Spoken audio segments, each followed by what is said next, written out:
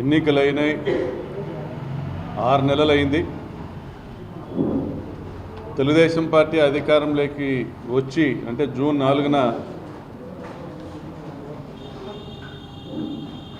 విజయాన్ని అందుకున్నటువంటి తెలుగుదేశం పార్టీ దాదాపుగా 180 రోజులు కావస్తూ ఉంది.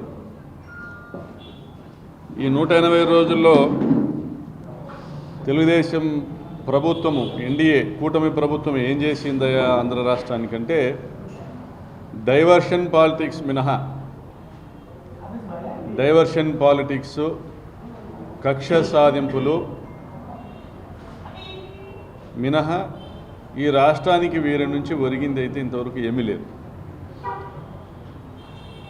మేము కూడా వైఎస్ఆర్ కాంగ్రెస్ పార్టీ కూడా ప్రతిపక్షంగా కొత్తగా వచ్చిన కూటమి ప్రభుత్వానికి ఒక 6 నెలల సమయము కేటాయించాలనుకున్నాము.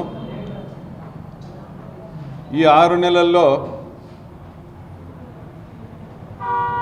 పెద్దగా మన రాష్ట్రానికి ముఖ్యమంత్రి గారు తీసుకొచ్చింది లేదు, కేంద్రం నుంచి కొత్తగా ఆయన తీసుకొచ్చిన విధానాలు కూడా ఏమీ లేవు. ఆయన సూపర్ 6 హామీలన్నీ కూడా కేవలం 10% మాత్రమే అమలు అవుతూ ఉన్నాయి. 74,000 కోట్ల రూపాయలు ప్రతి ఏటా ఆయన సూపర్ 6 హామీలకు అవసరం ఉంటే 7,400 కోట్ల రూపాయలు మాత్రమే బడ్జెట్లో కేటాయించారు.